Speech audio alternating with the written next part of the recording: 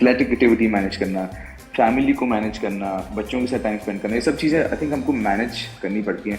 मैं ज़्यादा कुछ नहीं करता वैसे, ज़्यादा तो ऑफकोर्स घर वाले करते हैं, मिसेस करती है, उसकी ज़्यादा कॉन्ट्रीब्यूशन है टुवर्ड्स के, बट मैं कोशिश करता हूँ कि जितना मैं टाइम स्पेंड कर सकूँ बच्चों के साथ, यानी कि सुबह सुबह स्कूल छोड़ने जाना तो मैं छोड़ने जाता हूँ दोनों को स्कूल।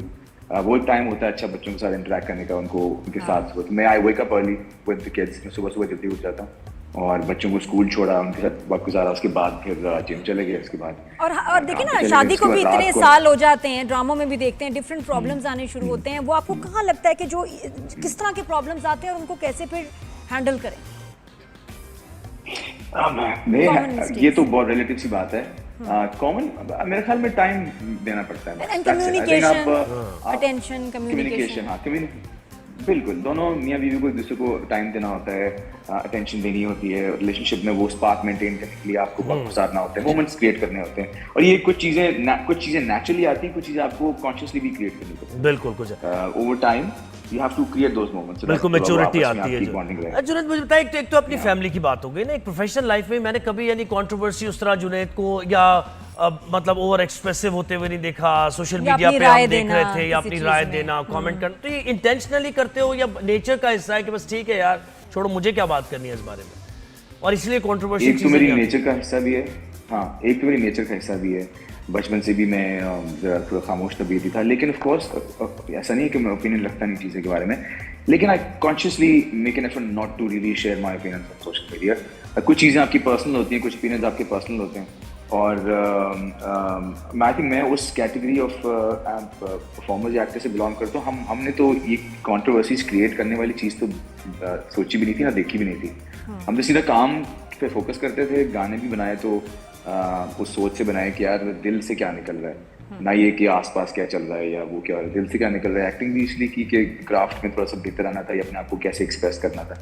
सो मैं वो कॉन्शियसली सोचता ही नहीं हूँ कि यार मुझे कहीं ना कहीं किसी तरह कॉन्ट्रोवर्शियल होना है या फिर कहीं ना कहीं कंट्रोवर्सी में नजर आना है, which is actually आज के लिए इम्पोर्टेंट।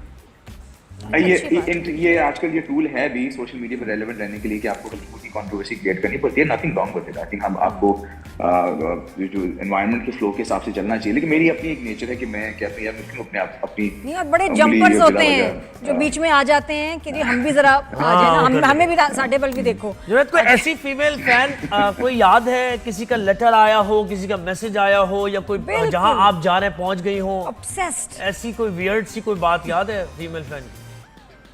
नहीं यार, मेरे फैंस बड़े शरीफ से फैंस। अरे रहने दो प्लीज, क्रेजी फैंस ऐसा नहीं हो सकता। क्रेजी फैंस, कॉल की फैंस बताओ जरा।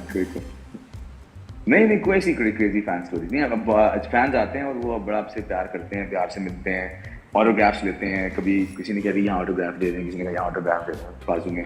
तो ज़्यादा कोई ऐसी कोई क्रेजी फैन स्टोरीज नहीं होती मेरे साथ, एटलीस्ट मेरे साथ। अच्छा, अब मुझे पता किसका ड्रामा एंजॉय कर रहे हैं आप अपने अलावा, किसका ड्रामा बड़े मजे का लग रहा है और उसको फॉलो भी कर रहे हैं?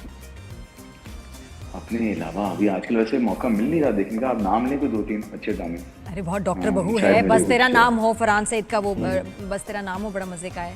डॉक्टर बहू है, और कौन से बहुत सारे चल रहे हैं। मैंने डॉक्टर बहू के कुछ सीन्स देखे थे, और उसमें जो मेन लीड और एक्ट्रेस हैं कुबरा और असद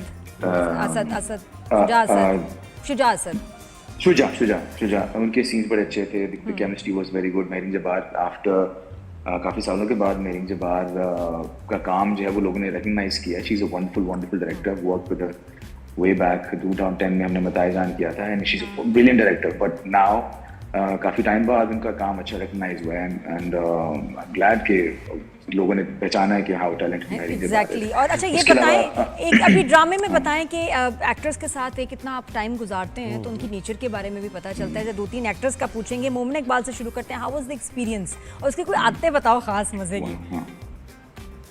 वंडरफुल एक्सपीरियंस। देखिए, मैंने 2 ड्रामे कर चुका हूँ मोमना के साथ, एक दो किनारे किया था और ये किया। और उसकी जो सबसे अच्छी बात यह है कि एक तो फोटोग्राफी मेमोरी सीन पढ़ के याद कर लेती है, याद है उसको। और जो वो छोटे एक्सप्रेशंस देती है बीच में, मैं अभी भी अपने मुहाफिज में भी नोट कर रहा होता हूँ, कहीं ना कहीं वो ऐसे मजेदार किस्म के एक्सप्रेशंस आते हैं उसके, जो कि ऐसा नहीं है कि नेचुरली भी वो दे रही होती, नहीं है, शायद ये आप सोच रहे हो क्या नेचुरली वो ऐसी है इसलिए, नहीं ऐसा नहीं, वो ऑन स्क्रीन आके वो कोई बड़े अच्छे नेचुरली एक्सप्रेशन देती है जो कि बड़ी फाइन एज एक्टर शायद हम एक्टर ही नोट कर सकता है चीज़ें कि यार ये एक्सप्रेशन कैसे दिया, ये एकदम कैसे निकाला। तो she is a brilliant actress. और ऑफ स्क्रीन बहुत अच्छी है, अच्छा मजाक करना, सबके साथ घुल मिल के बैठना, कोई उस तरह के नखरे नहीं है कि यार मुझे यहाँ नहीं बैठना वहाँ नहीं बैठना, सब एक्टर्स आपस में उनकी लंच टाइम में बैठे होते हैं तो सब साथ बैठे होते हैं और हम मजाक भी कर रहे होते हैं, है लोहारी मैं भी लोहारी वो भी लोहारी है, तुम्हारा लोहारी में भी चल रहा होता है। हाँ। नहीं तो उनकी तो प्रोजेक्ट के बीच में शादी भी हो गई तो गए नहीं, इनवाइट किया था मोमना ने? बिल्कुल इनवाइट किया था, लेकिन मैं कराची में था और ईद था, बड़ी ईद थी, बकरा ईद थी, तो मैं कराची में फैमिली के साथ था, मैं जा नहीं सका, लेकिन मैंने सारी बात ऑर्डर कर ली थी, बट मैंने सोशल मीडिया पे फॉलो किया शादी को। और कितना मुश्किल होगा मैनेज करना कि शादी के दिनों में आपकी शूट भी चल रही है, अब उधर टाइम दें। ये तो होता है, लेकिन ऑफ कोर्स मैनेज तो करना पड़ता है ना, बहुत सारी चीजें मैनेज करना पड़ता है। हाँ, लेकिन मैनेज बिल्कुल हमने किया और सबने किया। ये एक बड़ी इसकी एक पर्सनल चीज़ थी, शादी होना, सब कुछ, उसको टाइम भी देना था, ऑफ कोर्स इसको तो हम डिनाई नहीं कर सकते। हाँ। ये बहुत इंपॉर्टेंट है। तो हमने सबने, जो हमारी टीम है, डायरेक्टर रामेश्वरी जी तो ब्रिलियंट आदमी है और वंडरफुल डायरेक्टर, तो हम सब ने बैठ के सब चीज़ें आपस में, सबके जो भी इश्यूज थे, मुझे भी कुछ स्पेल के लिए बाहर जाना था, अमेरिका जाना था, तो मेरा भी इन्होंने अकोमोडेट किया। अच्छा, बाहर जाने से हाँ मुझे याद आया, आप ये कह रहे, मुझे याद आ गई ये चीज़ कि जितने भी लीडिंग एक्टर्स हैं उनका बाहर जाना, उनकी अदर असाइनमेंट्स, उसकी वजह से प्रोजेक्ट डिले होते हैं। ठीक है, अब वो जब डिले होते हैं तो हमारे साथ इरम अख्तर भी आई थी, रेवर ड्रामे में आप भी थे, तो वो बड़ा शिकवा कर रही थी इस बात का। वो ये कह रही थी कि ये हमें जो है सपोर्टिंग कास्ट को इतना साइडलाइन किया जाता है, तो ग्रांटेड लिया जाता है, डेट्स डिले हो जाती है। ये वाकई एग्जिस्ट, इसमें बात करते हो या कहते हो कि नहीं ठीक है यार, I have nothing to do, मेरा ताल्लुक नहीं, बिल्कुल इस चीज़ को हम समझते हैं। मेरी पर्सनली कोशिश होती है दोनों बार आता है, लेकिन मैं पहले से इन्फॉर्म कर देता हूँ वे बिफोर, कि एक महीना 2 महीना पहले इन्फॉर्म कर देता हूँ कि ये मुझे इस पॉइंट पे यहाँ पे जाना है। तो फिर जो प्रोडक्शंस होती हैं वो यूजुअली अकोमोडेट ये करती हैं कि फिर बाकियों का काम उस पर रख लेती हैं। मुश्किल ये है कि प्रोडक्शन जो है वो ऑफ डेज आएंगे, अक्सर वो काम पे लगे रहते हैं। तो इस प्रोजेक्ट में ऐसा बहुत कम हुआ होगा कि बहुत ही लंबा गैप का स्पेल आया हो, या शायद आया भी हो, लेकिन ये कि कोशिश ये होती है कि मैं पहले से इन्फॉर्म करूँ ताकि प्रोडक्शन जो वो सब चीज़ें मैनेज कर लें, यूजुअली मैनेज कर लेती हैं। हाँ, अच्छा वो बताओ, ये कि गोली लग जाए हाथ में तो ड्राइविंग कैसे हो जाती है? हाँ, हाथ पे गोली हो, बाजू पे, कैसे हो? खास गोली अगर छू के गुजरे तो हो जाती है। अच्छा, छू के भी गुजरे तो ड्राइविंग हो जाती है? गोलियां, बहुत सी गोलियां ऐसी हैं जो सिर्फ छू के गुजरती हैं आपके दिल को। चेक करके गई थी गोली, लगी तो थी ना? हाँ भाई, देखें, जब आप इतना स्ट्रॉन्ग आदमी है, इतने बड़े प्रोटेक्टर हैं, तो गोली से क्या फर्क पड़ता है? आप पुलिस में भी रह चुके हैं, आपने कमांडो ट्रेनिंग ली हुई है, गोली अगर छू के गुजर जाए तो क्या फर्क पड़ता है? कितनी गोलियां जुनैद के दिल को छू के गुजरी होंगी, आपको क्या पता? और ये कि जुनैद, अब ब्रेस योरसेल्फ, तैयार हो जाओ, सीट बेल्ट बांध लो, क्योंकि अब जो है ना रोमांटिक जोन में जाने वाला है ड्रामा। नहीं, ड्रामा रोमांटिक जोन में जाने वाला है। ये सीन्स कैसे होंगे?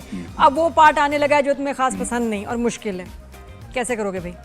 पारस और जवार के मोहब्बत। बिल्कुल नहीं है। हाँ, नहीं, बिल्कुल नहीं। हम एक्टर हैं और एक्टर को एक्टिंग इसलिए तो एक्टर है क्योंकि उसको एक्टिंग करनी आती है। तो वो हमने वो बिल्कुल हमने ऑन स्क्रीन वो मोमेंट्स क्रिएट किए हैं और आप देखेंगे। नहीं, अच्छा, अगर वैसे मैं ऐसे पता नहीं, अभी मुझे बताओ, जब रोमांटिक सीन करते हो, मुझे पता नहीं कि रोमांस आ भी रहेगा, जब रोमांटिक सीन करते हो भाभी जहन में आती है? सही बताना यार। आमना के जहन में तो आता है। मैंने बेगम तो सोच रही होती हैं। बेगम सोचती है, बेगम मुझसे मजाक भी उड़ाती है बाद में कि अच्छा ये प्लान। मैंने कहा भाई मैं एक्टर हूँ, ये तो होता है ऐसा। मैंने कहा शुक्र करो मैं बॉलीवुड में नहीं हूँ, हॉलीवुड में नहीं हूँ, तब बस आना चाहिए। यहाँ क्या, यहाँ तो चलो, वहाँ क्या होता है, यहाँ क्या नहीं होता है। यहाँ तो थोड़ा